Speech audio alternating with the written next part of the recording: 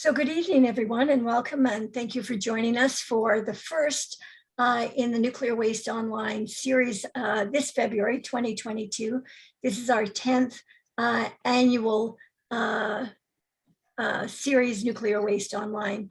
And this is a webinar series that we originally began offering them as a way to be able to have get-togethers during the winter months when travel wasn't so amenable, and now during year two, almost year three of a global pandemic, it's got other advantages. So this evening's session is really a backgrounder and an update on the Nuclear Waste Management Organization's program to site, transport, and then bury all of Canada's high-level waste, nuclear waste, in one location.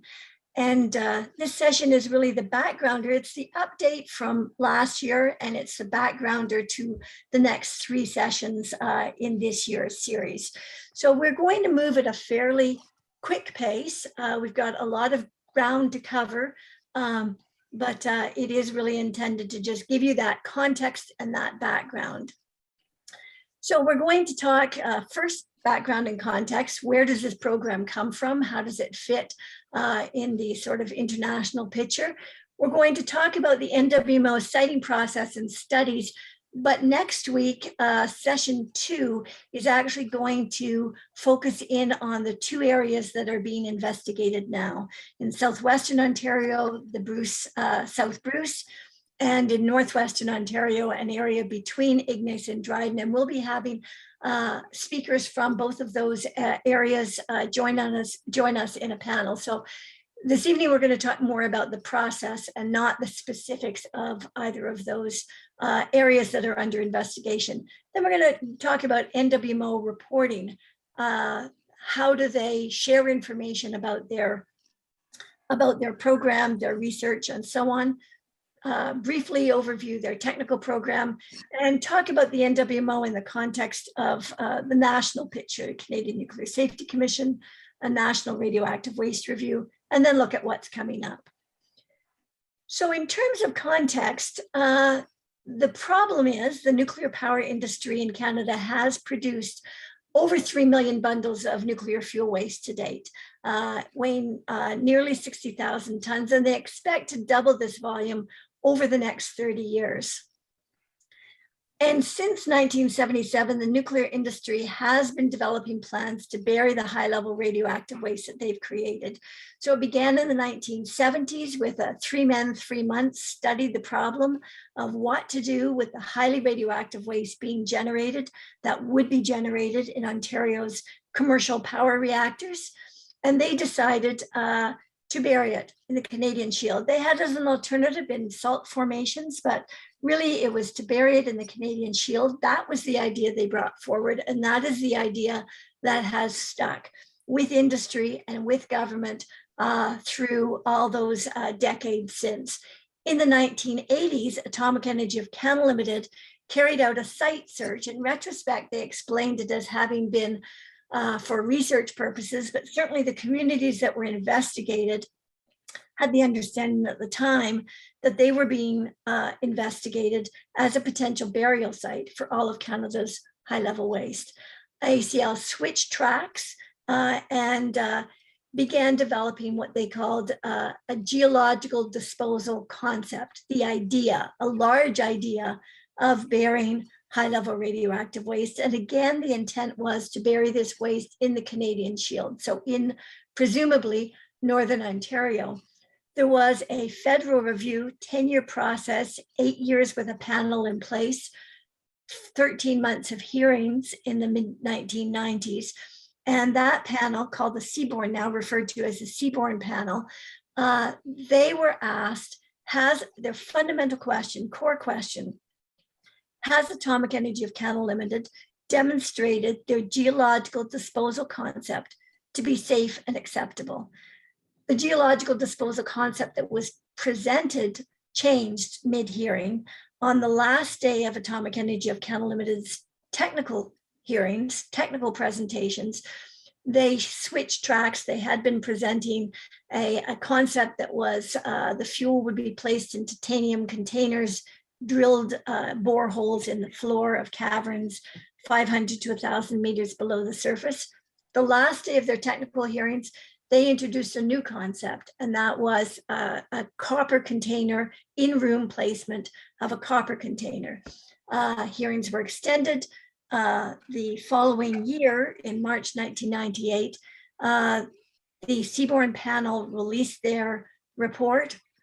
And the answer to that question, has Atomic Energy Canada Limited demonstrated their geological disposal concept to be safe and acceptable? The panel's answer was no, they have not.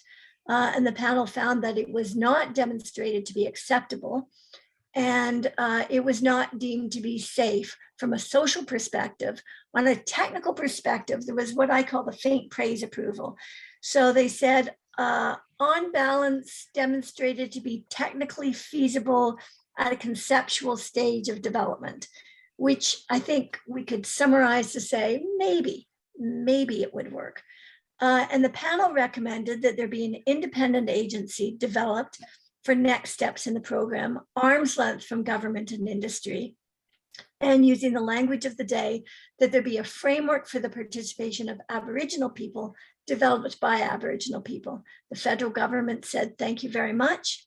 We accept your recommendations in principle. And the federal government then proceeded to go down a very, very different track. And that was to to draft and pass the Nuclear Fuel Waste Act in 2002, which directed that the nuclear industry, not arm's length from government and industry, the industry itself, the nuclear industry should organize themselves as a waste management organization. And they should take the next steps in developing a program for the long-term safety, isolation, containment of Canada's high-level waste. So in 2002, that act was passed, and the industry organized themselves as the Nuclear Waste Management Organization. Following the direction of the Fuel Waste Act, the NWMO did a study of 3 options: continued storage at site, centralized storage, or deep geological repository based on the ACL concept. And they were, I think, very desktop exercises through that 3-year period. And in 2005, the NWMO submitted their report to the federal government, recommending what they called adaptive phased management.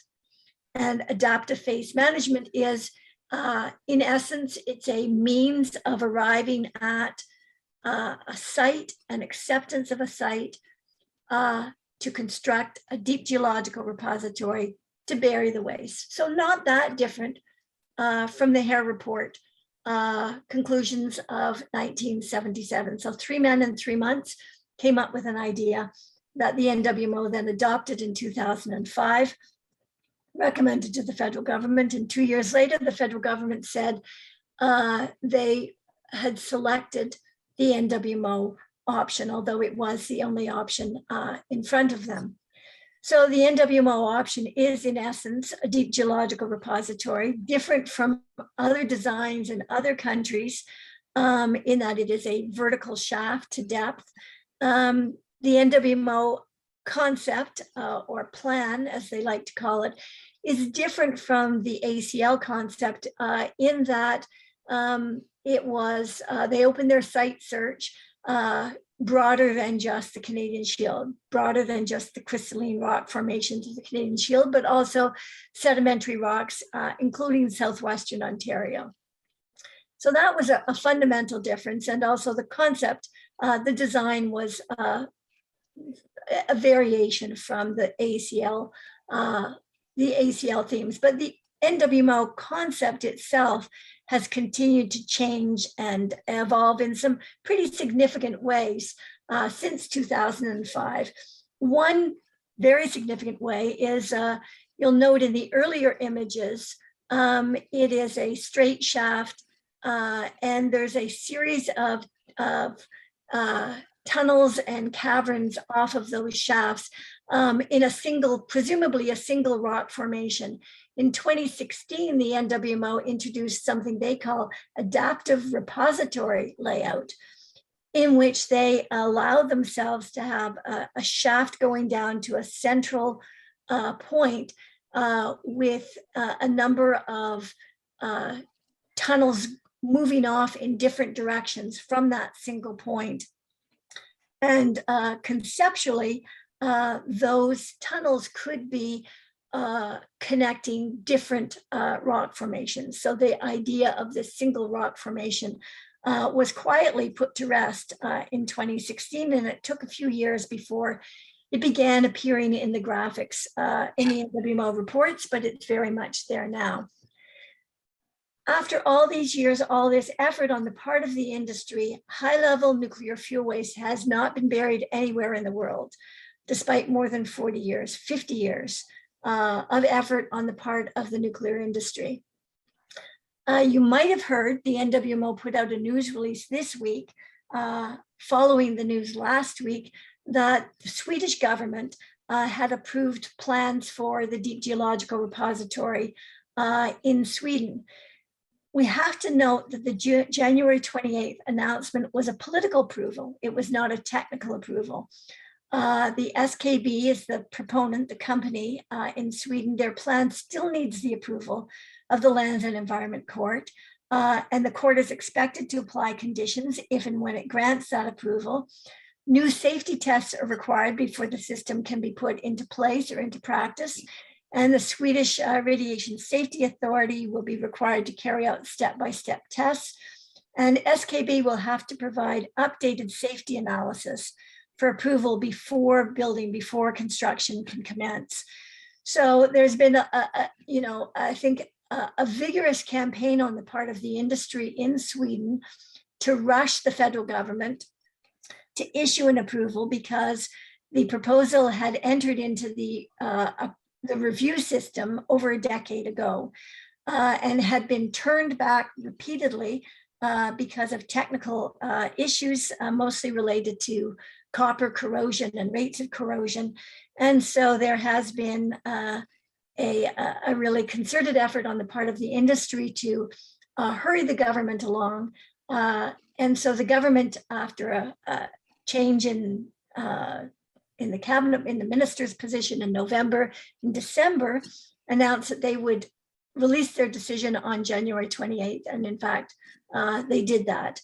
And it was a political approval rather than a technical approval. So in fact, there is still not a high-level nuclear fuel waste DGR approved anywhere in the world. And there's certainly not one constructed or in operation anywhere in the world. And that continues to be the case, despite the messaging that's coming out of the industry after last week's political approval from the Swedish government.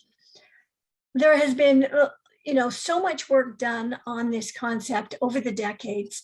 And I think there was a really interesting observation over 10 years now since this report was released, but the United Kingdom Environmental Agency conducted a fairly detailed review of where the technical work was at with respect to deep geological repositories.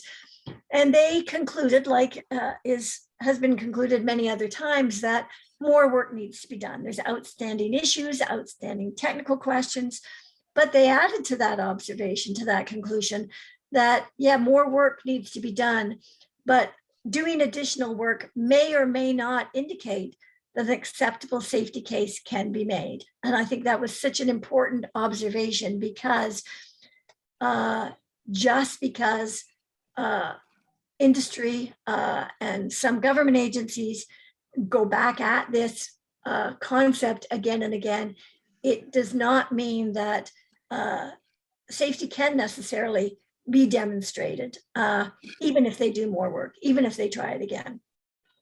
So the Nuclear Waste Management Organization is comprised of the nuclear waste generators, the generators of high-level waste, of nuclear fuel waste. There's certainly many other generators of radioactive waste in Canada at various points along the nuclear fuel chain, but the Nuclear Waste Management Organization is comprised of the power, the electric power reactors.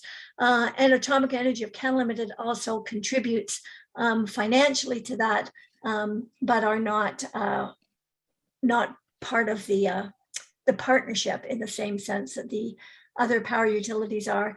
And certainly Ontario Power Generation, as the largest utility operating the most reactors and owning 90% of the waste, is the largest player in the Nuclear Waste Management Organization.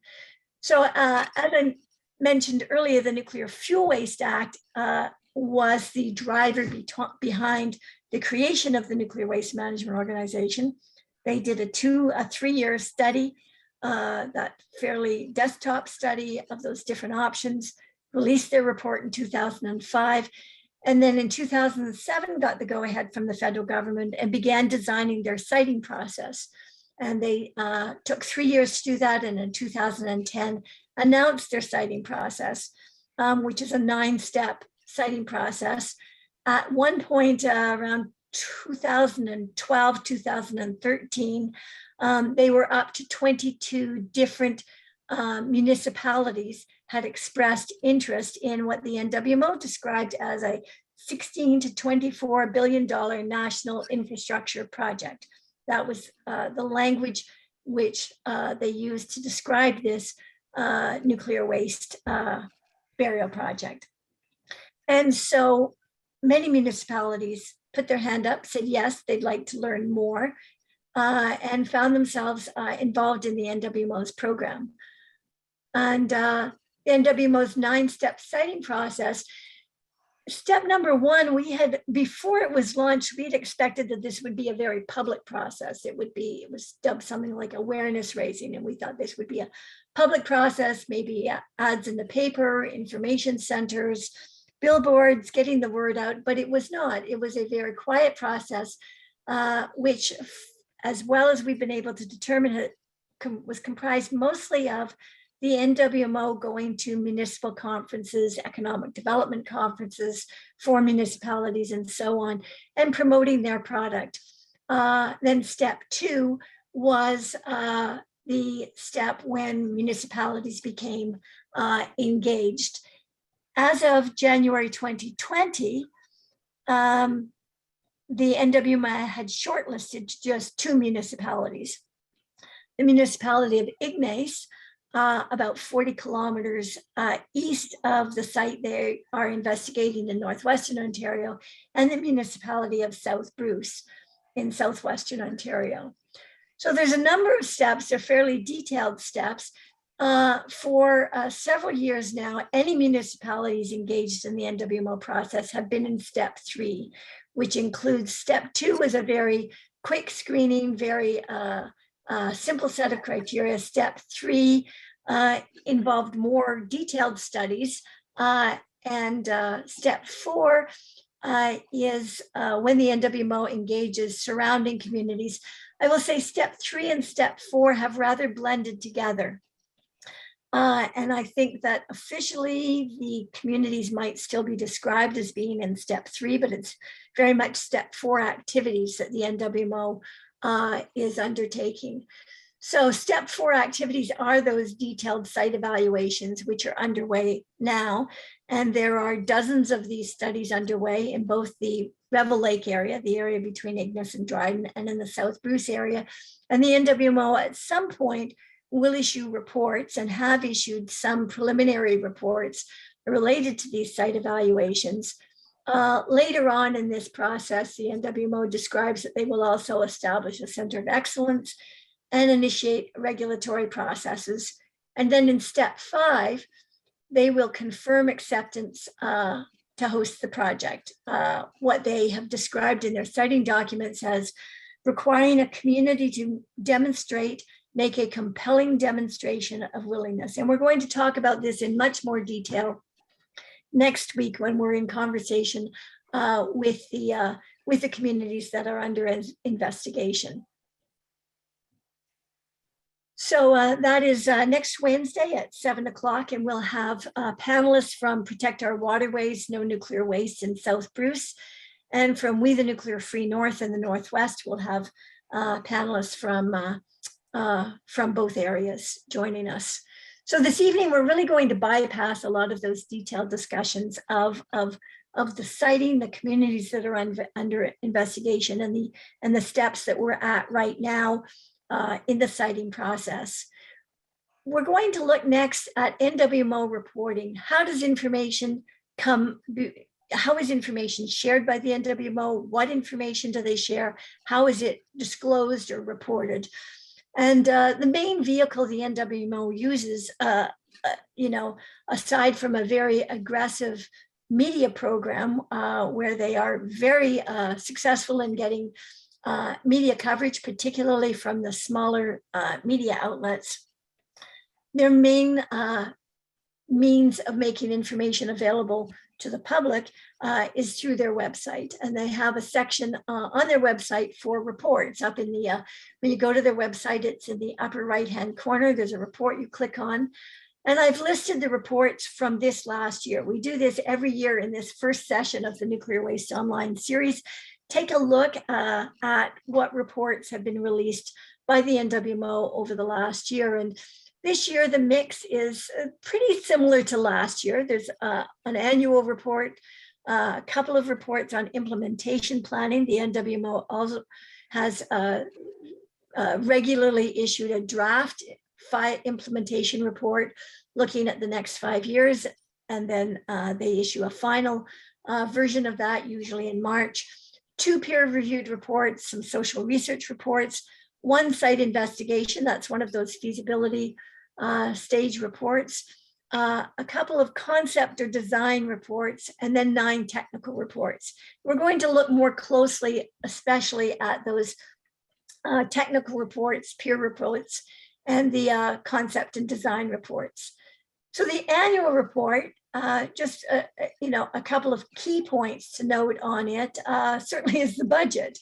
$92 million was the NWMO's consolidated expenditures in 2020. So it will be a little bit more than that this last year.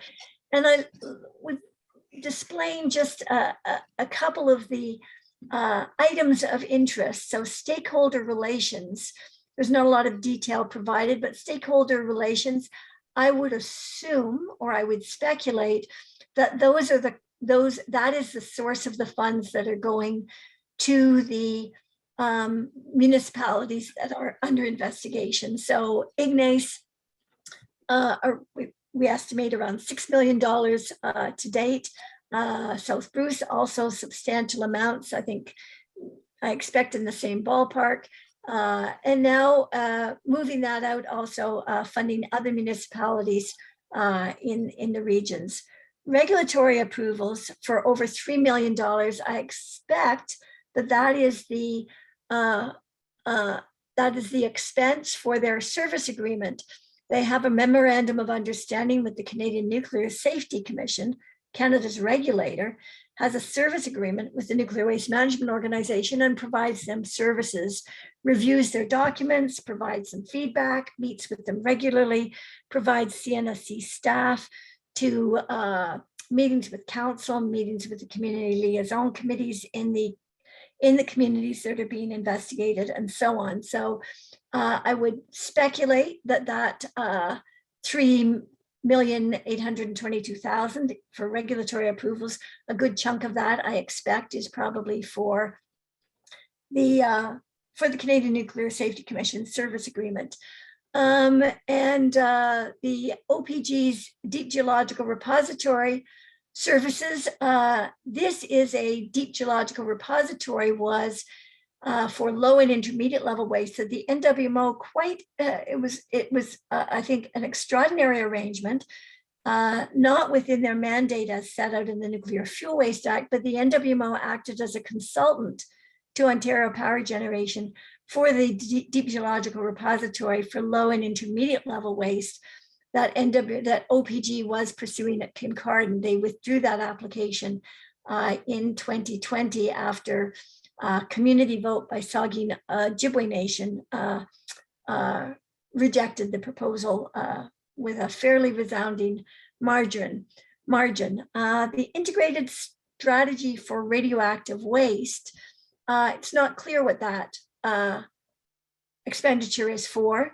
We'll talk a little bit later about the NWMO's involvement in development of an integrated radioactive waste strategy. It's not clear if this is for the same strategy or if it's for the strategy that was being developed by the same name by the Can-Do Owners Group, which Ontario Power Generation is a member of. So there's some mystery numbers in the NWMO budget. I mentioned the implementation plan that the NWMO develops every year.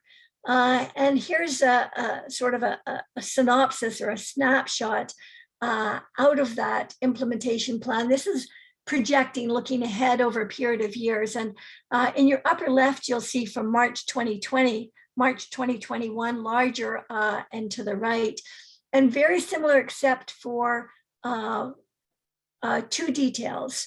The triggering of the impact assessment and beginning the licensing process shifted in last year. It was projected for 2023, and this year the NWMO in their March 2021 implementation plan have shifted it. It has slipped by a year. So the NWMO intention is to select a site and get this compelling demonstration of willingness in 2023. And then by 2024, they'll have moved on and they will be applying for a license to prepare the site and submitting their application for an assessment under the Impact Assessment Act. That's the act that replaced the Canadian Environmental Assessment Act. So the NWMO intends to move with haste after securing that compelling that whatever that expression is going to be from whoever the NWMO intends to promote as the community that can make that decision. And we'll certainly talk about that more next week. The NWMO also something new or with more emphasis in the 2021 plan is this notion of allied partnerships and investment. And this is this is part and parcel of the NWMO's very significant funding to the municipalities who are engaged with the NWMO. And they are in both the case of South Bruce and Ignace in the process of developing partnership agreements before the community has made any expression of willingness. That process is moving forward. Other reports that are available on the NWMO website, but are not available under the reports. So when you click that report tag, for many years, the board of directors reports and the advisory committee reports were listed there. They no longer are. They are still on the website, but you have to move around the website. And it puzzles me why all of the reports aren't available under the tab called reports. But now you have to move to the board of directors. Under governance, you move under board of directors and then click another tab and you find their reports. And they also have an advisory council. And there is a tab also for the advisory council, and their meeting reports are posted there as well. And one interesting point in the September 2021 meeting of the advisory council was an advisory council member suggested that the NWMO increase the pace of the NWMO's expanded outreach. And council members discussed NWMO's lobbyist registration, the importance of provincial government engagement, and including environment and climate change organizations in its outreach. So it's very much, I would say, the council has taken on as its part of its job is sort of assisting in campaign development, assisting the NWMO in their campaign development. So the study area is another area where reports are listed other than under that tab in the upper right corner is in the study areas. So you go to site selection, then you go to study areas, then you go to areas still being studied, and then you find Ignace area and South Bruce area. And under those study areas, you'll see a number of reports. And in some cases, these reports will appear, or reports that, for example, environmental baseline monitoring program listed in South Bruce on this page. In Ignace, it's not listed in the field studies, but it did appear last year under the report section. So you have to do a multi-check if you want to find even the information that is posted on the NWMO website. So these reports are listed there, but you'll note when you visit these pages, so for example, borehole drilling and testing. In Ignace, they have been doing borehole drilling for many years. There are no reports posted that provide any drill results. There are a number of, also in the other section, there are a number of reports on geophysics and geophysical studies. None of those reports provide any reporting on borehole drill results. So the NWMO technical program. So the technical program was housed with Ontario Hydro, which then became Ontario Power Generation. And then in January 1st, 2007, the Nuclear Waste Management Organization assumed responsibility for that research program and much of that work, and many of those staff then moved over to the Nuclear Waste Management Organization. So technical program overview between 2007, 2015, there were hundreds of technical reports produced, and that pace has perhaps slowed somewhat over the last several years. Between last year and this year, fairly similar mix.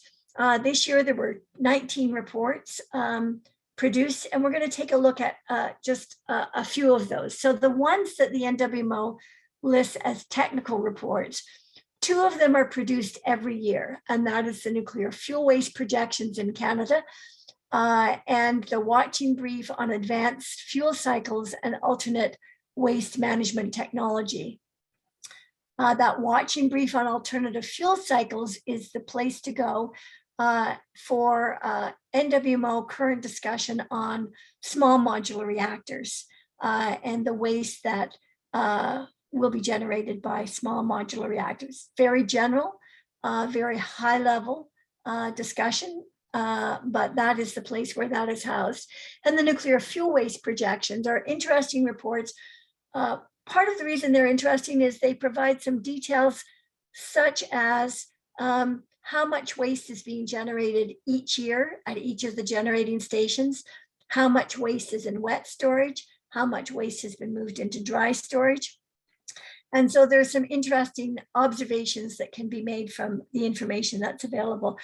Approximately 85,000 fuel bundles are added to the waste stockpile each year. And those numbers specifically are there each year in that fuel waste projection. So it gives an accounting for the current year, but also projections out into the future.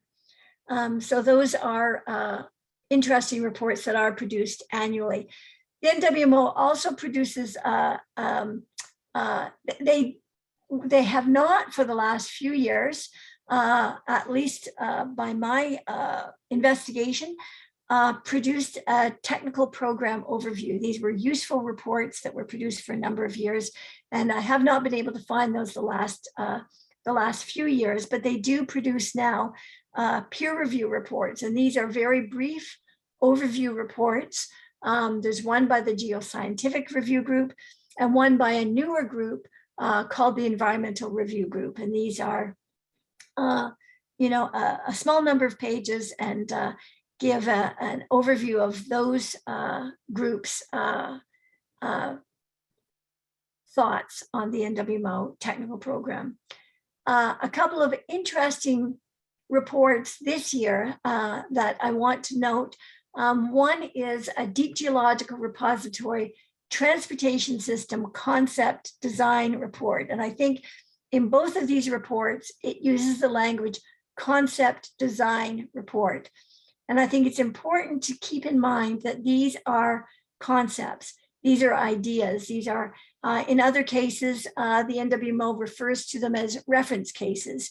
So the history leading up to these concept design reports issued this year, there's a list now of what the NWMO calls reference cases or case studies.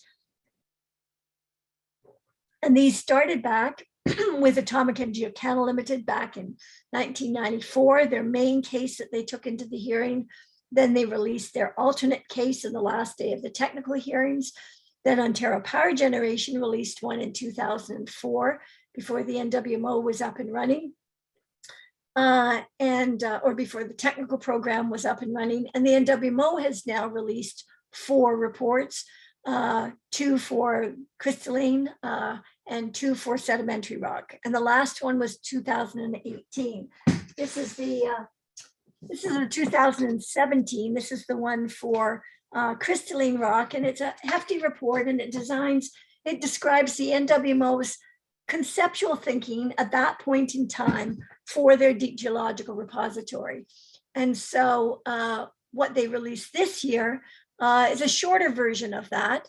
And one is for transportation system, and the other one is the actual DGR design. And there you can see much smaller documents, but interesting reports. And interesting note from the transportation system, the NWMO and the Canadian Nuclear Safety Commission have for some time now been referring to their used fuel transportation package, excuse me, as if it was settled and done. And that was the package that the transportation container that they would be using. And in the September report, they introduced something they call the basket container. And as it is revealed in this report, all of the waste coming from Atomic Energy of Canada Limited sites and from the Pro are not compatible with the used fuel transportation package that NWMO and CNSC have been referring to all these years, or for the last several years. And so there is an additional container, transportation container called the basket container, which is in the concept stage, not yet designed, not yet developed. So that was a point of note, I think. And then the deep geological repository itself, that concept design, just carries on from the discussions in those earlier reference cases, but is it's a reasonable read, a couple of 100 pages at most, and it will give the most current view into the NWMO's design thinking for the deep geological repository. Also not listed under the reports tab is a couple of items that the NWMO released in January. They released a transportation planning framework and a preliminary transportation plan. Hot on the heels of the concept design report for a transportation system, which introduced the basket container, I want to say the basket case, the preliminary transportation plan reintroduces the dry storage container. So in the earlier years, the NWMO talked about the waste could be transported in the used fuel transportation package or in the dry storage container. And then the dry storage container seemed to fall away from the discussion. But in the preliminary transportation plan released in January, the dry storage container is reintroduced. Interestingly, another interesting contrast is the transportation plan indicates that there is there's no estimates yet or this is in answer to a question posed in the transportation plan. The question was, is there a schedule for which waste will move first? And the answer in the transportation plan in January was no, whereas in the September transportation concept, the answer was yes. There was actually not a schedule that the NWMO was committed to, but there was an estimate of, a reference plan for which waste would leave which, which waste would leave at what period of time, what the progression would be. So those were interesting differences between reports on the same subject from the same organization, less than half a year apart. So again, it reinforces that this is really conceptual. These are reference plans. These are ideas that the NWMO has, despite the certainty with which they present them. So the NWMO and national waste programs is a kind of a rough category I used. So the NWMO, I've already mentioned that the NWMO has a service arrangement, a service agreement with the Canadian Nuclear Safety Commission. They also, on roughly a biennial basis, present to the Canadian Nuclear Safety Commission. And they did this in April of last year and produced about a 40-page commission member document, a report to the Canadian Nuclear Safety Commission, which is a fairly concise, fairly general overview of the NWMO program as the NWMO wishes to present it to the Canadian Nuclear Safety Commission. And they, consistent with their other presentations and with what they present in the implementation plan, they set out what their timeline is, that they expect to select the site in 2023, begin submitting their regulatory documents in 2024. They expect to have an impact assessment approved in 2028. In just 4 years, they expect to have their impact assessment approved. And I think this timeline indicates that certainly the work the NWMO is doing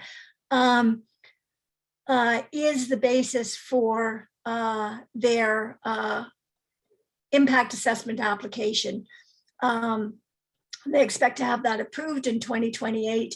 And then they expect to have the license to construct granted in 2032. These are exceptionally short timelines.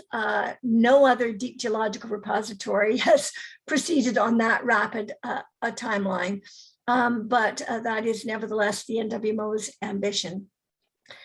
Another role the NWMO has taken on this last year has been in the development of radioactive waste strategy. And this happened in the context of the federal government announced in November of 2020 that they were modernizing Canada's radioactive waste policy.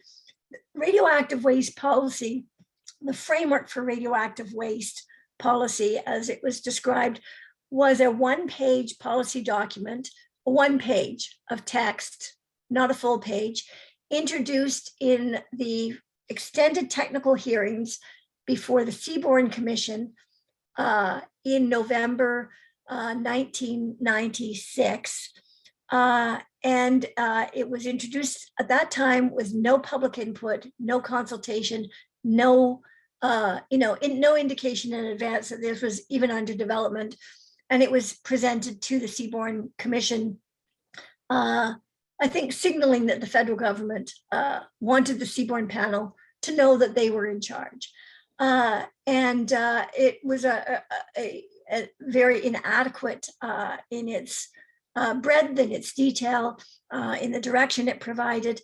And there was a review by the International Atomic Energy Agency in 2019 that found that Canada's radioactive waste policy was deficient and that Canada lacked radioactive waste strategies, management strategies. And the federal government took some time, but in February of 2020 announced that they committed to a review. And in November of 2020, they actually launched that review of Canada's radioactive waste policy and the development of what they termed a modern radioactive waste policy. The surprise came the morning of that announcement, when the first communication came not from Natural Resources Canada, not from the Government of Canada, but from the NWMO, introducing themselves as a player, informing the recipient that the Nuclear Waste Management Organization would be leading the development of a radioactive waste strategy. Many problems with this picture. The first problem being that this was a public policy, public radioactive waste strategy being developed by the nuclear industry. Second problem was that this communication came from Corinne Glenn, who had until very recently been the senior staff person in the review and revision of radioactive waste regulatory documents for the Canadian Nuclear Safety Commission. And now Ms. Glenn was in the position of leading the radioactive waste strategy development for the Nuclear Waste Management Organization. Another problem was that this announcement came announcing the development of the radioactive waste strategy prior to our having any announcement from the federal government of the policy development, although that did come later that day, but also that the NWMO then began the development of the radioactive waste strategy prior to the radioactive waste policy process having been complete and the policy being developed and the policy being in place. Policy should lead and direct strategy. Strategy should follow policy. It was a very, very short timeline initially projected for the radioactive waste policy review. It was to be completed the end of March. So the NWMO announced that they would begin their public process on March 30th. Well, the nuclear waste management, the radioactive waste policy review extended till the end of May. Plus, that was only the consultation period. That was not the actual completion of the policy. So the radioactive waste strategy development, regardless of the other issues and concerns about the industry leading this process, that the process was moving forward in advance of the policy having been developed and put in place, was very problematic. This is just a quick run through of the NWMO program as they led the development of a radioactive waste strategy. So they held a radioactive waste summit, a large online event, a number of 12, what they call community engagement sessions over a period from May to October. They held a number of roundtables and then a series of technical workshops. Northwatch did not engage in the NWMO process. 4 reasons already stated. The strategy should not have been under development in advance of the policy. The strategy should not have been led by the nuclear industry. It should have been led by the Government of Canada, or we would have recommended it be led by an independent panel appointed by the Government of Canada. But it should certainly not have been led by the industry. We have been, if not close observers, we have been consistent observers of the NWMO exercise without, as I've said, engaging in it. And we have, I will say, we have found fault with their approach and with indications of what the outcomes are going to be. One of the first pronouncements was that the strategy development would be limited to low and intermediate level waste, and the low level waste excluding uranium mine waste and tailings.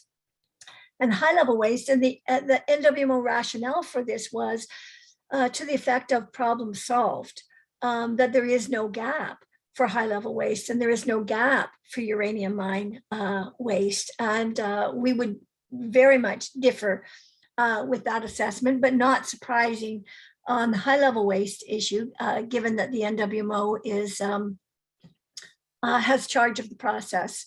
The NWMO then released as sort of background for their multiple sessions, a list of technical options. So this is to be radioactive waste management strategy. So management should encompass the whole time frame through which the waste, after the waste has been created, into perpetuity. The NWMO focus has been almost exclusively on what they would term disposal, end stage. So there are many issues with the way radioactive waste is currently being managed in Canada. Just looking at high-level waste, fuel waste at the reactor station. It's staying in the irradiated fuel bay too long. It should be moved more promptly from the fuel bay into dry storage. There are issues with the fuel bay defects. The fuel bay, there's seeps from the irradiated fuel bay, radionuclides moving into the surrounding ground and groundwater. There's issues with clutter and debris, questions about whether the fuel bays can accommodate all of the waste, if there had to be a full exiting of the waste from the reactor into the fuel bay, all kinds of issues. That's just with the fuel waste, just at the reactor station. Many, many issues with radioactive waste management that need to be addressed through sound and detailed strategy. And the NWMO has opted to go with just endpoint. So they've come up with a list of, and one pagers on this short list of technical options. In August, they released a report commissioned by the NWMO and carried out by Hatch. And it, not surprisingly, is a chart, has, one of points of summary in this report is a chart that has that same list of items that the NWMO produced one pagers on as their technical options. And then they rate them, red to green. What would be very interesting is to be able to compare this table or this report to whatever report was arrived at by the CANDU Owners Group in their development of a radioactive waste strategy, of an integrated radioactive waste strategy, as they call it. We know that was under development. It was reported in a joint convention report that the CANDU Owners Group was developing that strategy. And we have requested it of several parties several times since the Natural Resources Canada announcement and the NWMO taking the lead in this radioactive waste strategy development and have been refused that document. That would be very interesting to be able to compare those documents. In summary, we've not engaged, as I've said. This strategy process was preceded by another strategy development by the industry through the CANDU Owners Group. This process, this exercise, excluded uranium waste and high-level waste. There were low levels of participation, not surprisingly, and I think appropriately. There's little depth to the NWMO material. There's no publicly known timeline for the completion of the NWMO exercise, and there's no publicly known process or timeline for completion of a Canadian strategy for radioactive waste, including there's no commitment by the federal government to date for public review. What we have said, and many of our colleagues, many others have said to Natural Resources Canada, is that we want to engage in the strategy development. And we are prepared to comment on the NWMO's input into that strategy development. But the Nuclear Waste Management Organization's product out of their exercise should go as input into the Government of Canada's development of a radioactive waste strategy, management strategy. And we will be we are eager to engage in that process. And we'll certainly give due consideration to the NWMO product. So the news of this week is that the federal government yesterday on February 1st released their draft policy. And it has a comment period of April 2nd. And we have not yet reviewed the document and not prepared to comment on it. But I do expect that Nuclear Waste Watch, Northwatch is as one of the participating organizations, and I expect that Nuclear Waste Watch will hold a session at some point in the coming weeks to discuss the draft policy. And you can follow that and find information on the Nuclear Waste Watch website at nuclearwastewatch.ca. So that, my friends, is our overview for this evening. And I would encourage you to join us for the next 3 weeks. And this is the only session where I'm the sole presenter. But this is our routine every year to do a first session where we do this kind of overview of the NWMO programs and products over the last year. Next week, as I've said, we'll be talking with speakers, a panel from each of the sites under investigation. The following week, radioactive waste, the next generation, we have really a very exciting panel. Dr. Gordon Edwards, Dr. M.V. Ramana, and Dr. Frank von Hippel will be talking about the next generation of radioactive waste. So Dr. Edwards will be talking about reprocessing, and Dr. Ramana will be talking about waste from small modular reactors, which are still paper reactors at this point, but he will be talking about projections or estimates for waste from them. And Dr. Frank von Hippel will be talking about proliferation risk. Proliferation risks travel with either reprocessing of reactor fuel waste and will travel with many of the small modular reactor designs that are under consideration in Canada. So that's on February 16th. And then on the 23rd, we're going to be looking at repackaging and looking at, in particular, the surface facilities, the used fuel packaging plant that the Nuclear Waste Management Organization has as part of its package for its selected site, should it ever reach that point. So that is the end of our presentation for this evening, and I'm going to stop the share, and we will go. And I have not been able to look even at all at the question at the chat, but we will now go to the question and answer. And I'm going to take a quick check on time, and I am going to stop the recording. Thank you.